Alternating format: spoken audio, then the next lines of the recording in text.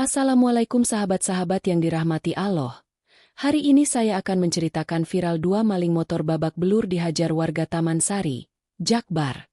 Namun sebelumnya saya sarankan untuk menuliskan sholawat Nabi Muhammad agar kelak sholawat ini menjadi saksi untuk mendapat syafaat di akhirat. Like dan subscribe ke channel ini sangat membantu menyebarkan dakwah Islam dan menjadi amal jariah. Malam itu, kawasan Taman Sari, Jakarta Barat, terlihat tenang. Lampu-lampu jalan menyala redup, menerangi gang-gang sempit yang berliku di antara rumah warga. Jam dinding di salah satu warung menunjukkan pukul 11:15 malam. Sebagian besar warga sudah terlelap. Hanya terdengar suara jangkrik dan langkah kaki beberapa pemuda yang sedang nongkrong di ujung gang. Namun di balik ketenangan itu, dua sosok pria berhelm hitam tampak mencurigakan. Mereka berjalan pelan. Sesekali berhenti dan menatap ke arah deretan motor yang terparkir di depan rumah kontrakan sederhana.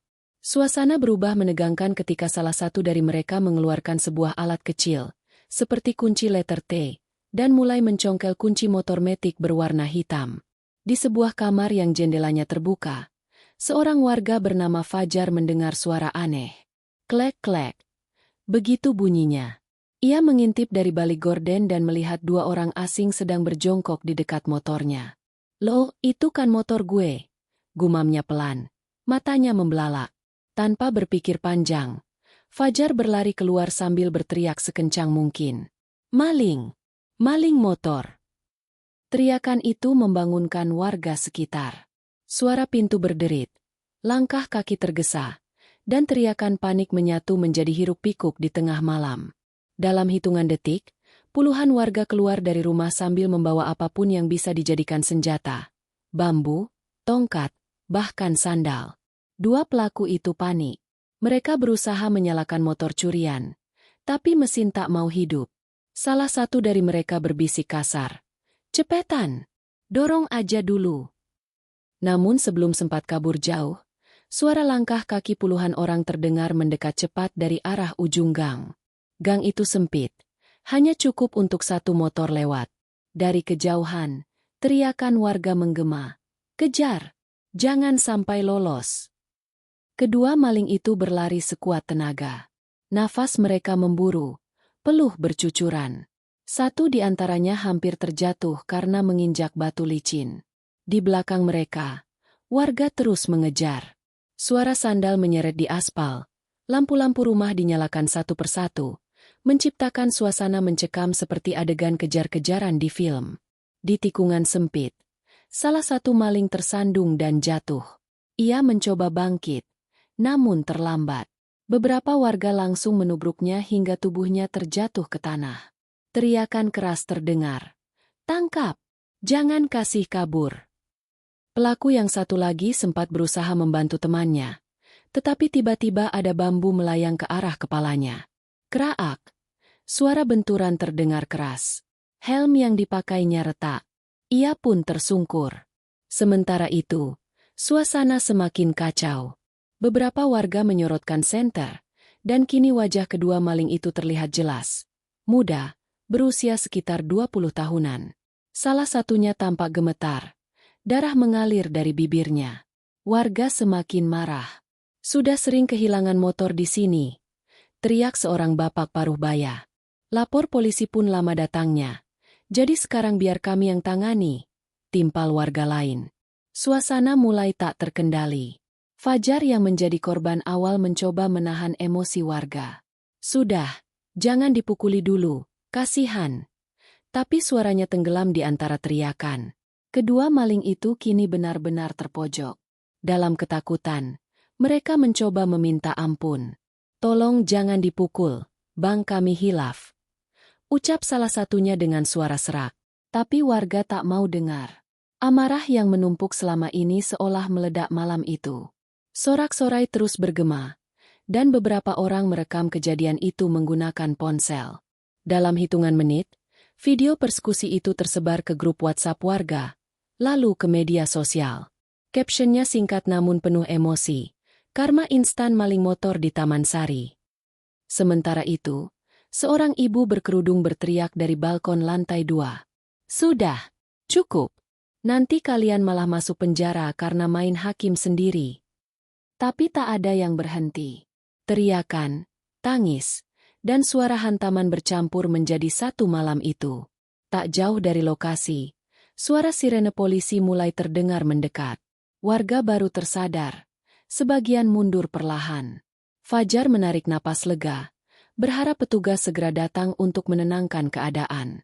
Tapi di wajah dua maling itu, rasa takut sudah berubah menjadi penyesalan mendalam.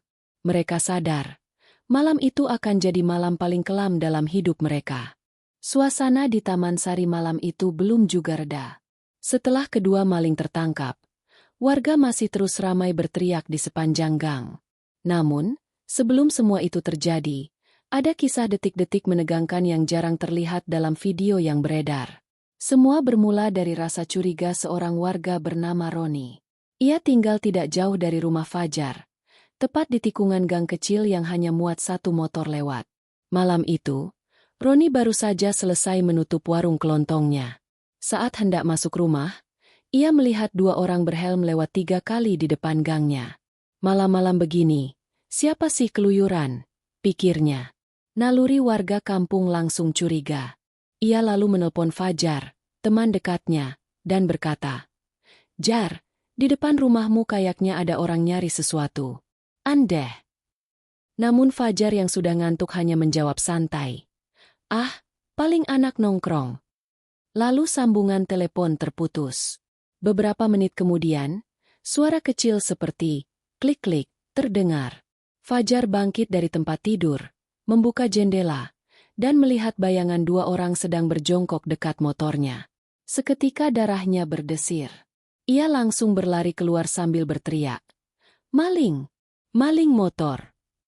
Teriakan itu seperti alarm. Warga yang masih terjaga langsung bereaksi. Satu persatu lampu rumah menyala. Seorang pemuda bernama Dani keluar sambil membawa bambu. Mana malinge?" teriaknya.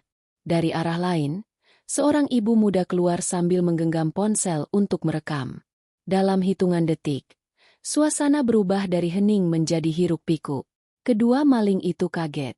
Mereka berusaha mendorong motor, tapi karena gang sempit dan gelap, mereka kesulitan bermanuver.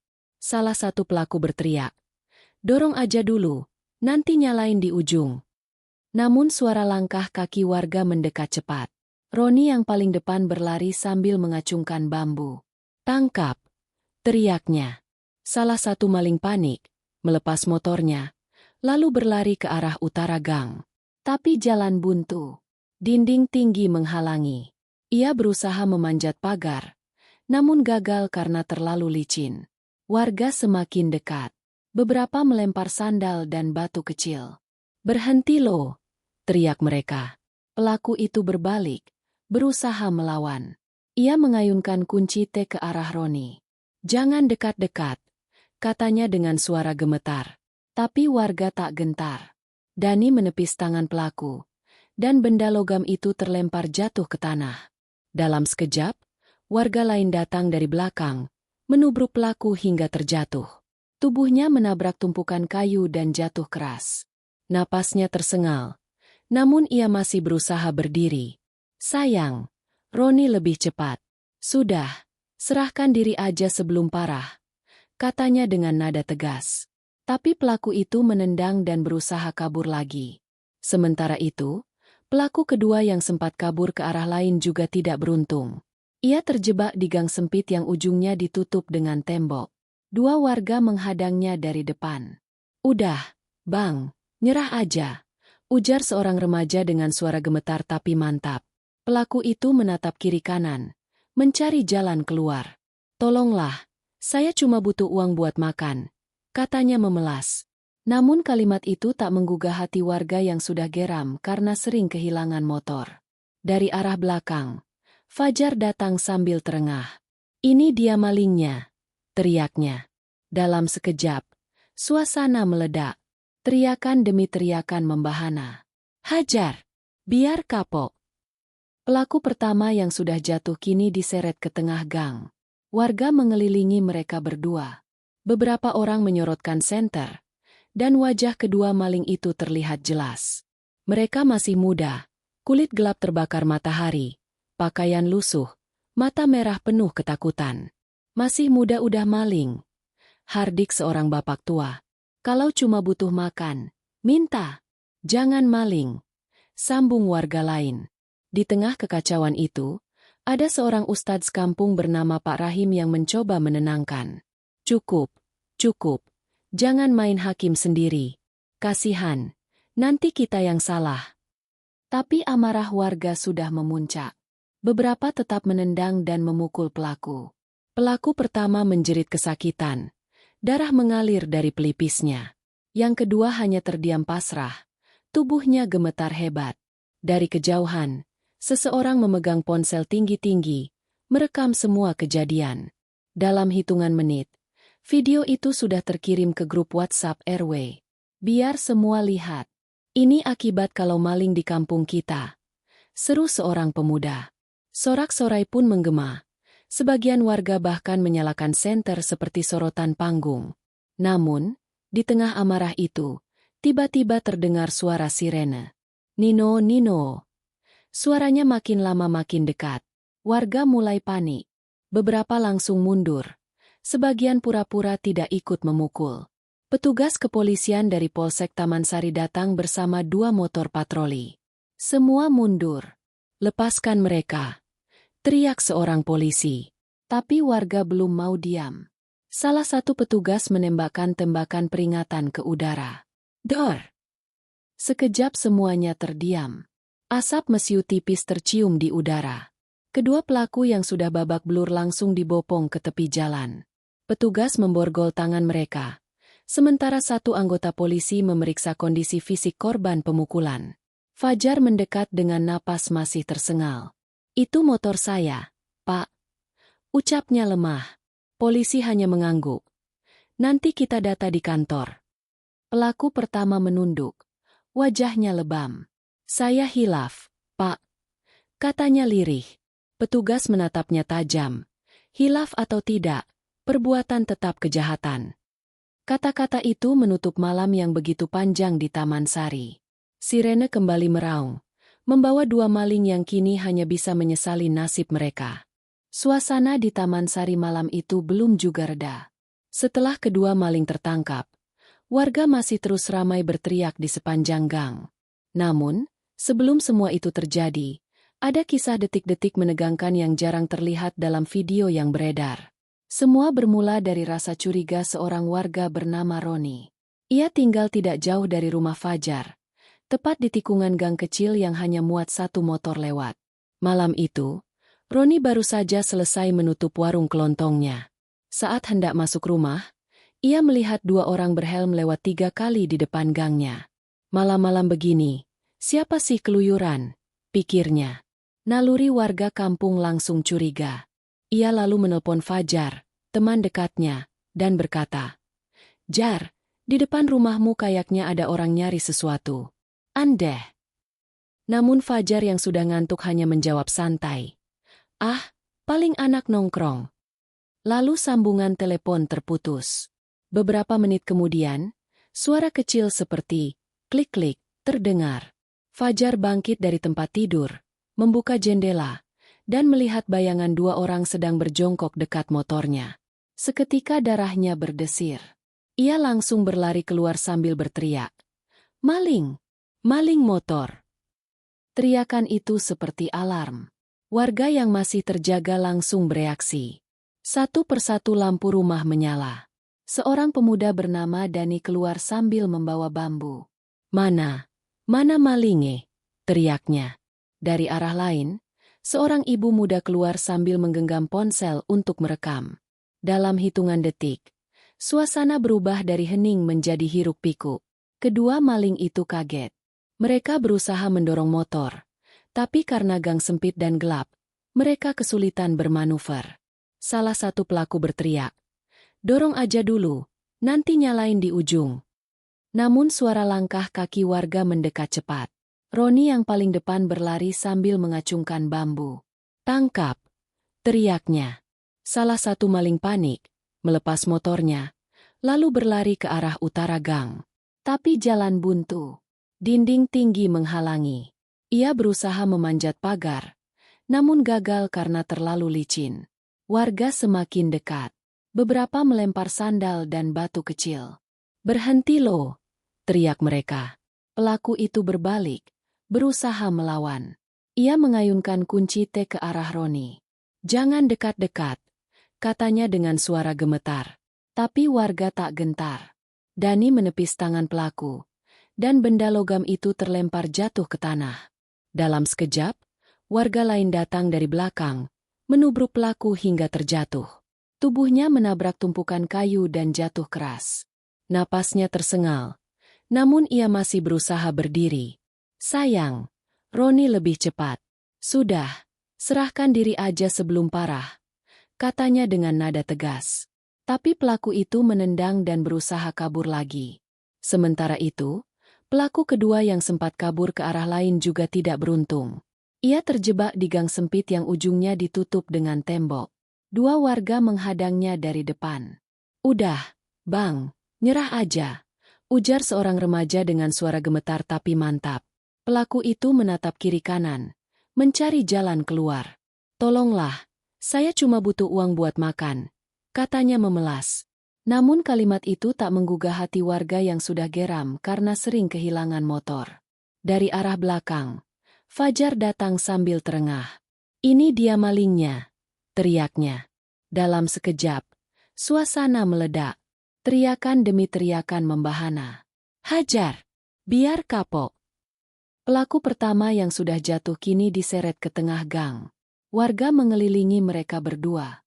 Beberapa orang menyorotkan senter, dan wajah kedua maling itu terlihat jelas.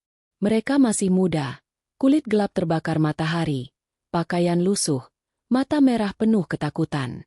"Masih muda udah maling," hardik seorang bapak tua. "Kalau cuma butuh makan, minta.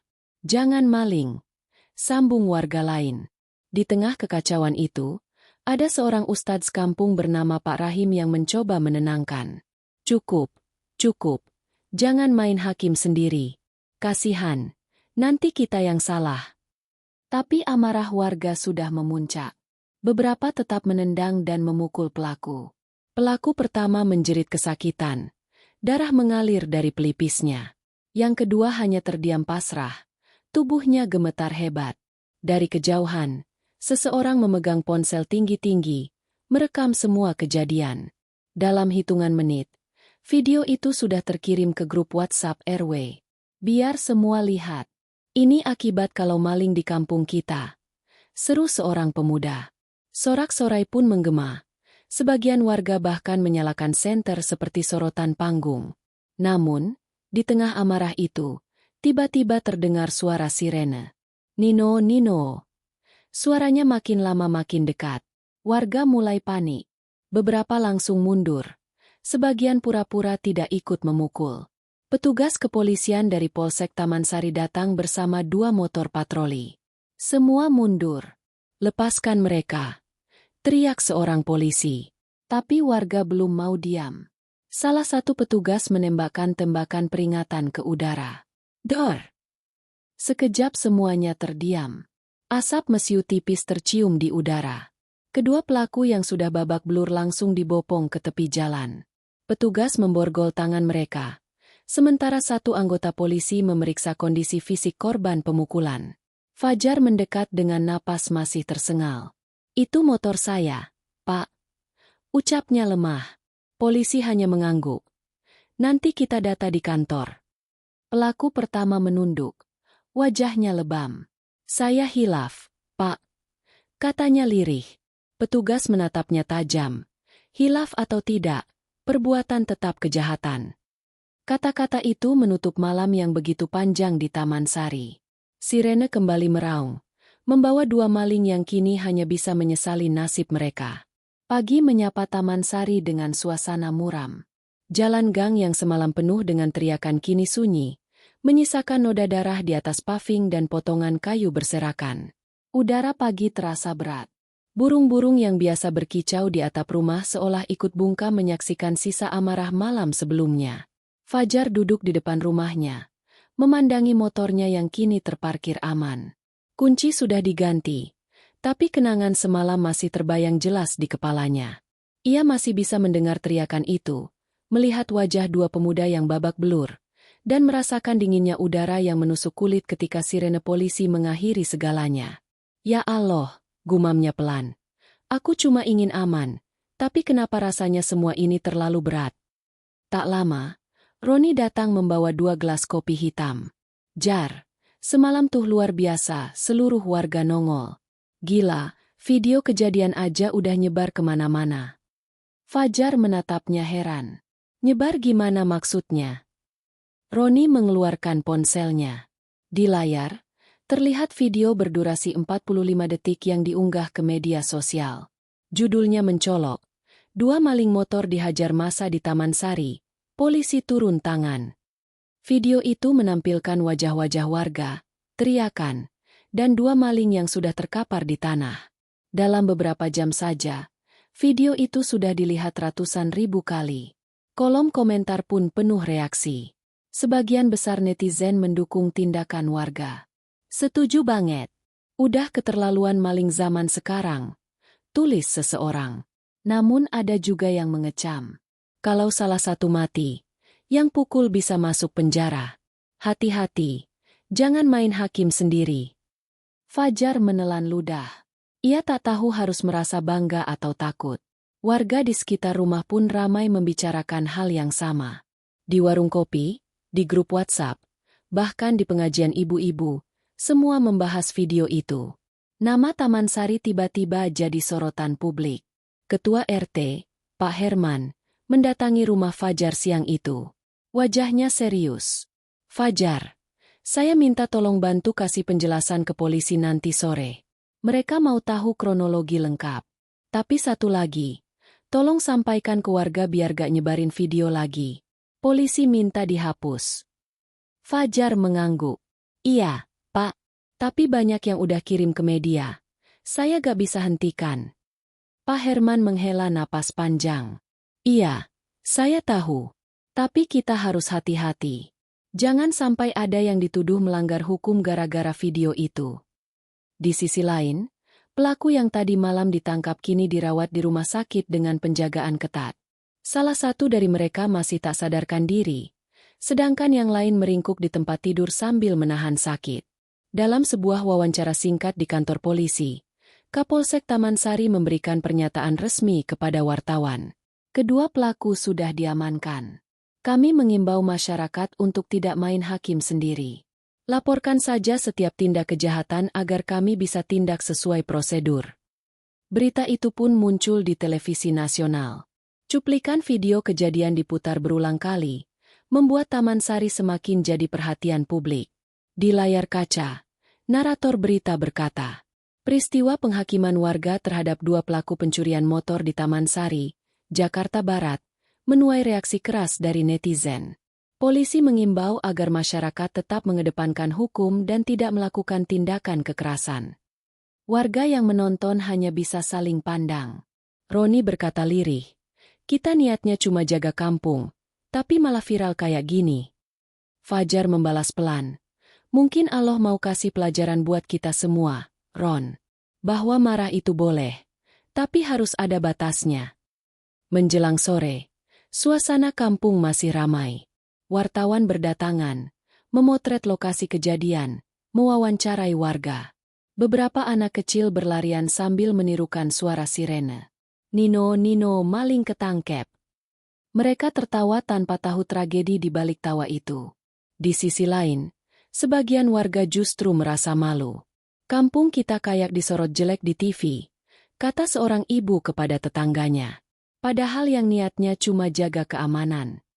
Malam harinya, grup WhatsApp RT kembali ramai.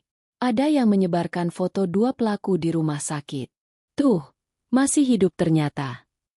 Tapi pesan itu segera dihapus oleh Pak Herman. Stop sebar foto. Kita bantu polisi aja. Jangan tambah masalah. Dalam diam, warga Taman Sari mulai menyadari bahwa malam itu bukan sekadar tentang maling yang tertangkap, tapi tentang bagaimana emosi manusia bisa berubah jadi badai besar yang memukul balik.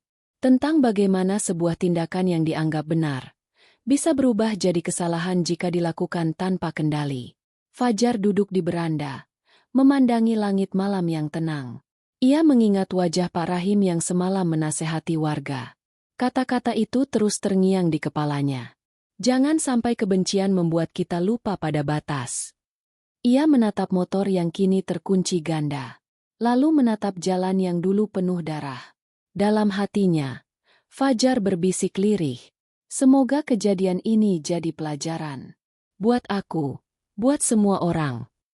Dari kejauhan, suara azan Isya berkumandang.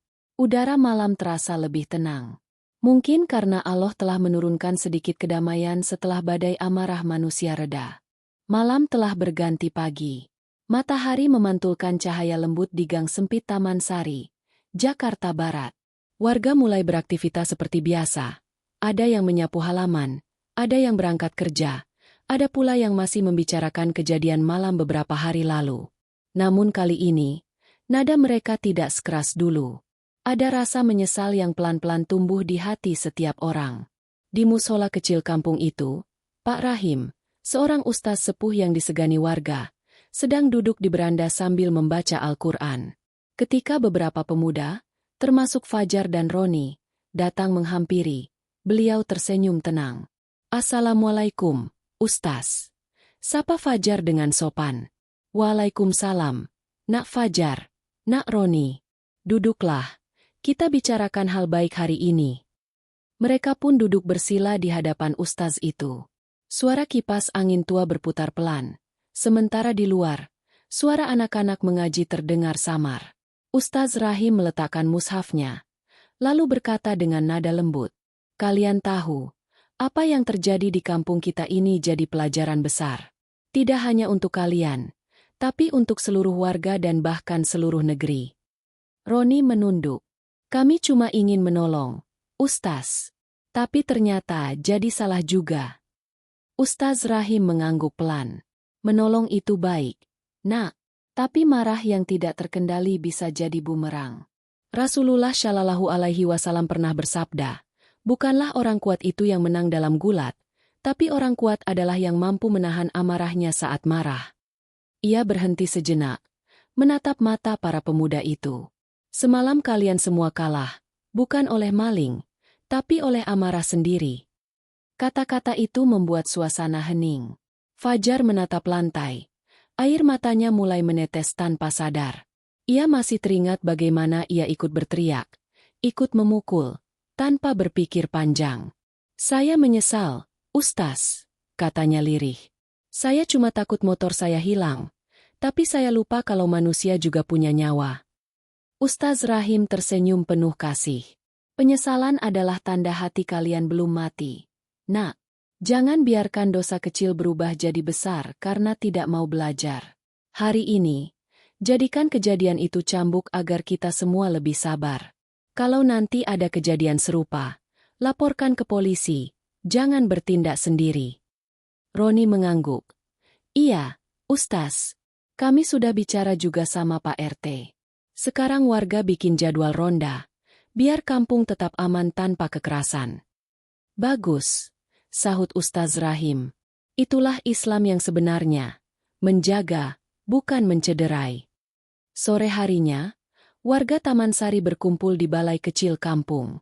Ada perwakilan polisi, tokoh masyarakat, dan warga yang ikut malam kejadian. Mereka bersama-sama membuat kesepakatan. Tidak akan menyebarkan video kejadian lagi. Membuat ronda malam bergiliran. Menjalin komunikasi langsung dengan pihak kepolisian.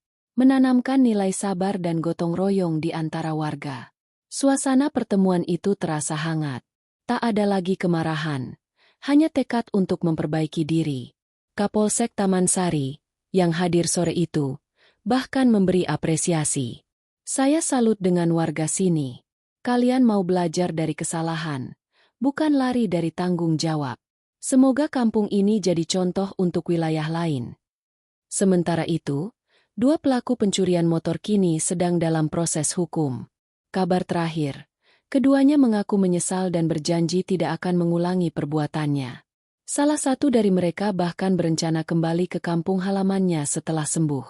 Ironisnya, nasib mereka dan warga Taman Sari kini sama-sama menjadi cermin. Dua pihak yang sama-sama belajar dari emosi dan kesalahan. Beberapa hari kemudian, suasana kampung kembali seperti semula. Anak-anak bermain layangan, ibu-ibu ngobrol di teras, dan bapak-bapak bercanda di pos ronda. Tapi ada satu hal yang berubah.